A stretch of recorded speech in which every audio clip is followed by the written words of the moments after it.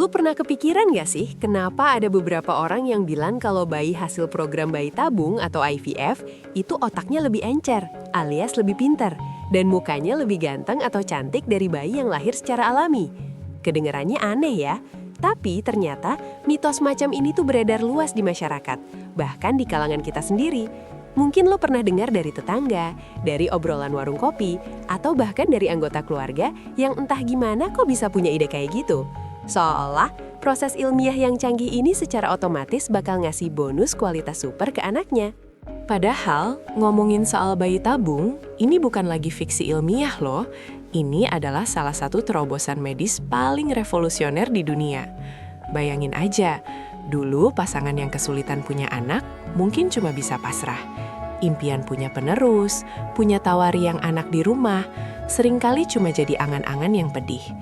Tapi, berkat teknologi IVF, harapan itu kembali menyala.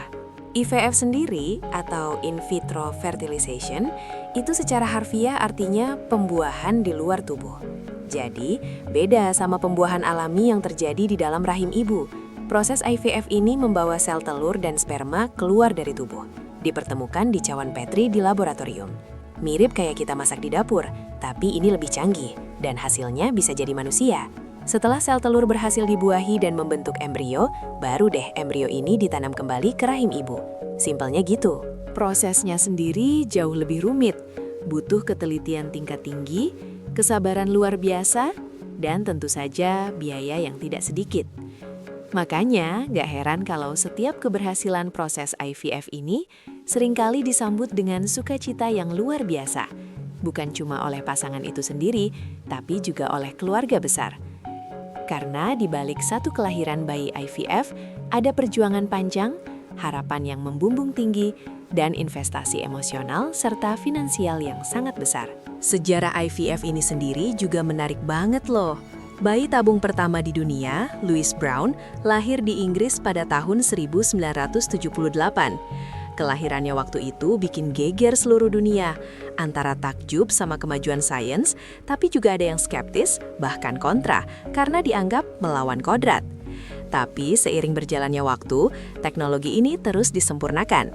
Dari satu bayi di tahun 70-an, sekarang udah jutaan bayi yang lahir lewat jalur IVF di seluruh penjuru bumi. Di Indonesia sendiri, program bayi tabung juga udah jadi pilihan yang banyak diambil pasangan. Ada banyak klinik dan rumah sakit yang menyediakan layanan ini.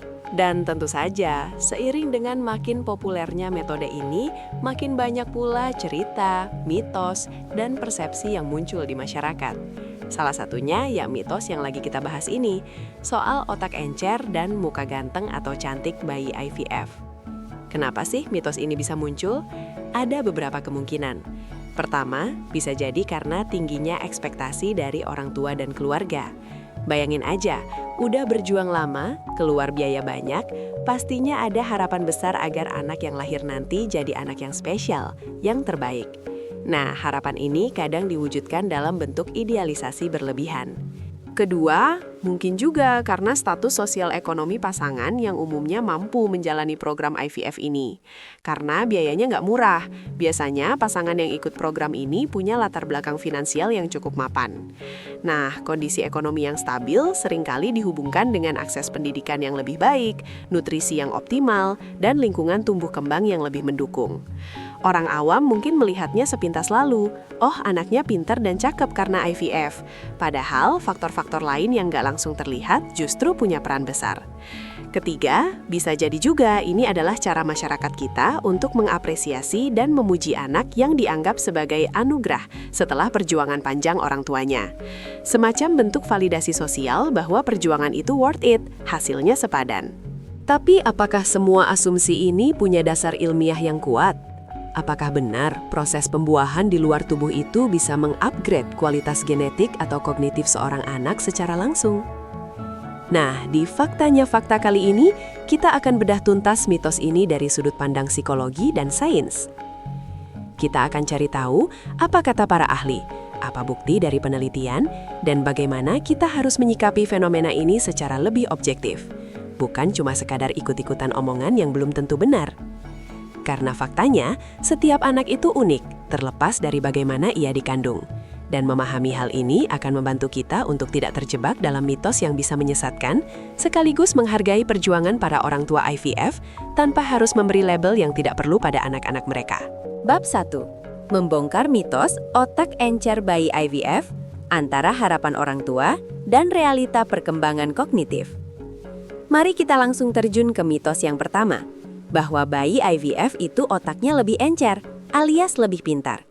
Kedengarannya kayak anak-anak ini dapat paket upgrade otak gratis pas lagi dibuahi di laboratorium ya. Seolah-olah ada semacam cairan khusus yang bikin neuron-neuron di otaknya bekerja lebih cepat atau lebih efisien. Tapi benarkah demikian? Apakah ada bukti ilmiah yang mendukung klaim ini? Jawabannya, secara langsung dan simplistis adalah tidak. Proses IVF itu sendiri, secara teknis, adalah membantu pembuahan terjadi. Dia tidak mengubah susunan genetik yang akan diterima embrio dari kedua orang tuanya, dan juga tidak menambahkan zat ajaib yang bisa bikin anak jadi jenius mendadak. Ibaratnya nih, kalau kita mau bikin kopi, IVF itu cuma bantu ngaduk gulanya biar cepet larut. Hasil kopinya ya tetap rasa kopi, bukan jadi rasa sirup karena diaduk pakai mesin canggih. Faktanya, penelitian-penelitian ilmiah yang membandingkan perkembangan kognitif anak-anak yang lahir melalui IVF dengan anak-anak yang lahir secara alami menunjukkan hasil yang konsisten. Tidak ada perbedaan signifikan dalam kecerdasan atau kemampuan kognitif rata-rata mereka. Beberapa studi memang menemukan sedikit perbedaan minor, tapi ini biasanya terkait dengan faktor-faktor lain, bukan karena proses IVF-nya itu sendiri. Misalnya, ada studi yang menunjukkan bahwa anak IVF cenderung punya skor sedikit lebih tinggi dalam beberapa tes kognitif di usia dini. Tapi kalau ditelusuri lebih jauh, faktor penentunya bukan karena mereka bayi IVF, melainkan karena kondisi lingkungan dan pola asuh mereka. Begini analisisnya loh, kenapa sih orang bisa mikir bayi IVF itu lebih pintar? Pertama, seperti yang sudah disinggung di awal, ada ekspektasi tinggi dari orang tua. Pasangan yang menjalani IVF ini kan udah melewati jalan panjang, penuh perjuangan dan pengorbanan, baik secara emosional maupun finansial. Mereka tuh benar-benar mendambakan anak ini. Jadi wajar kalau ada kecenderungan untuk mengidealisasikan anak mereka, berharap yang terbaik dari yang terbaik. Harapan ini seringkali diterjemahkan dalam bentuk investasi besar pada pendidikan dan stimulasi anak.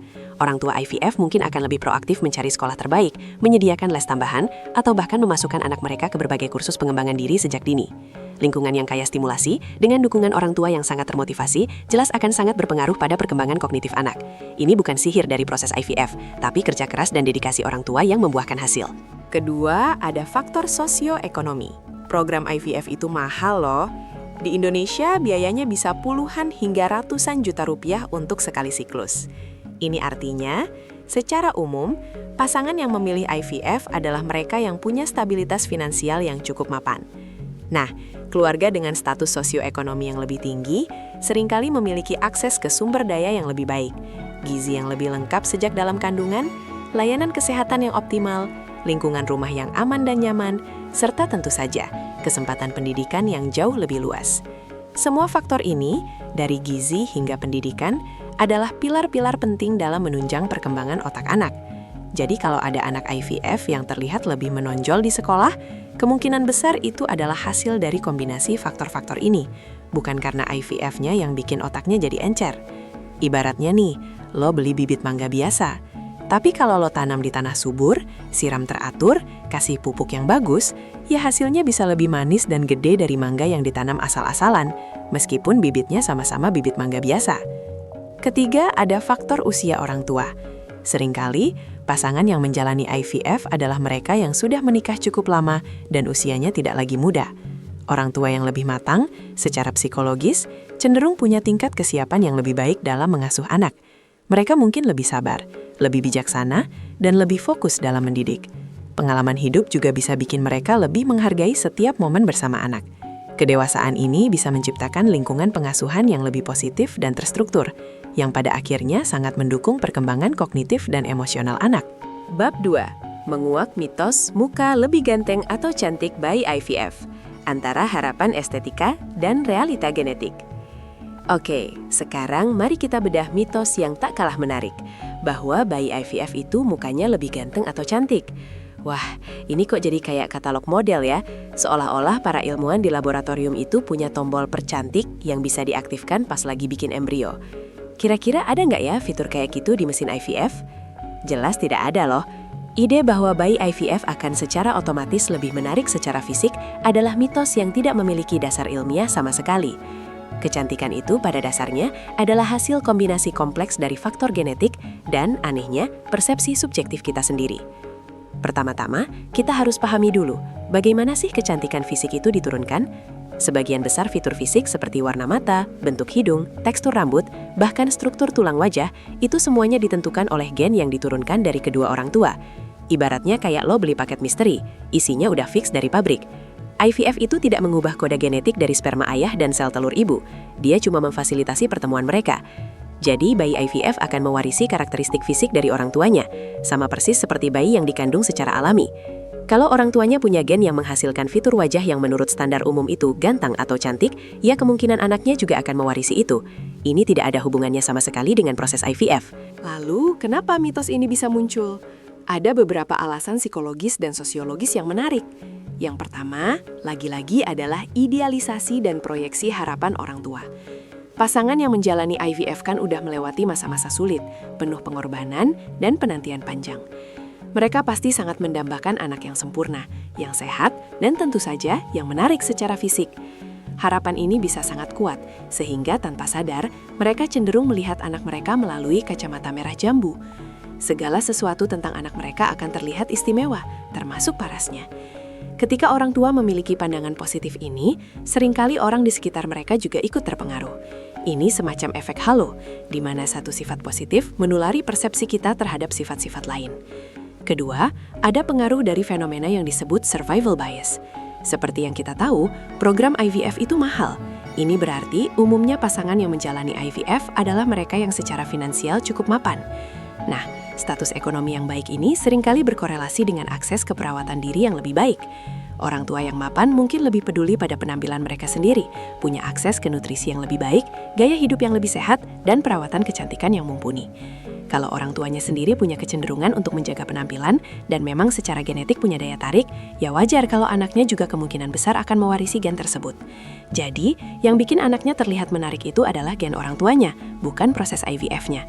Sama kayak kalau lo lihat anak artis Korea mukanya cakep, ya karena bapak ibunya juga cakep, bukan karena ada program khusus.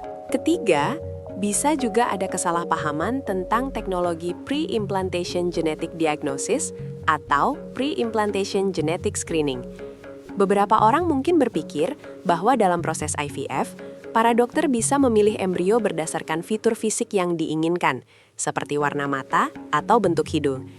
Tapi, ini adalah kesalahpahaman yang besar loh. PGD dan PGS itu tujuannya adalah untuk mendeteksi kelainan genetik atau kromosom yang serius pada embrio sebelum ditanam ke rahim ibu.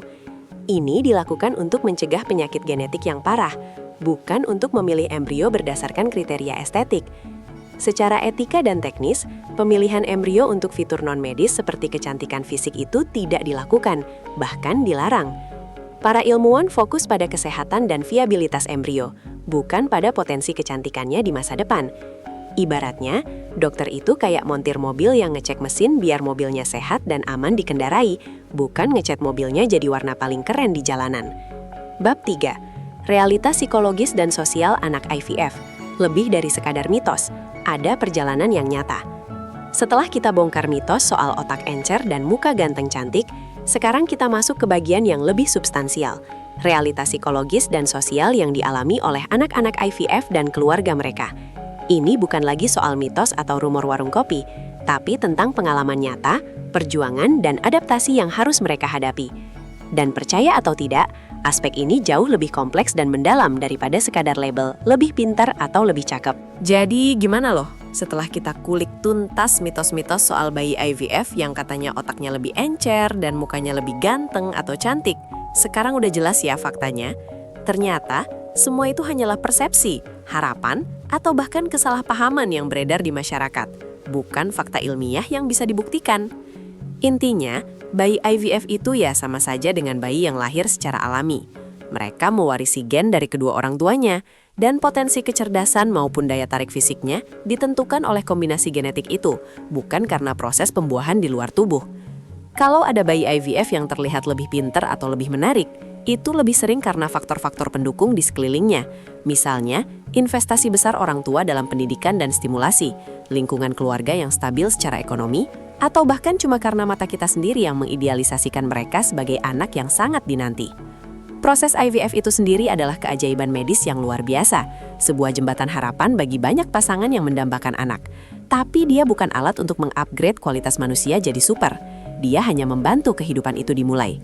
Yang jauh lebih penting dari sekadar mitos-mitos itu adalah realita perjuangan orang tua, cinta yang mereka berikan, dan lingkungan tumbuh kembang yang mereka ciptakan untuk anak-anaknya. Anak-anak IVF adalah bukti keteguhan hati, kesabaran, dan kasih sayang tanpa batas. Mereka berhak tumbuh dan berkembang sebagai individu yang utuh, tanpa dibebani label atau ekspektasi yang tidak berdasar. Gimana menurut lo? Pernah dengar mitos ini juga? Atau mungkin lo punya pandangan lain yang bisa bikin kita semua makin tercerahkan? Komen di bawah ya, kita diskusi santai bareng. Jangan lupa juga buat like video ini kalau lo merasa dapat ilmu baru, dan subscribe channel Faktanya Fakta, biar nggak ketinggalan fakta-fakta seru lainnya yang bakal bikin kepala lo geleng-geleng. Sampai jumpa di episode selanjutnya.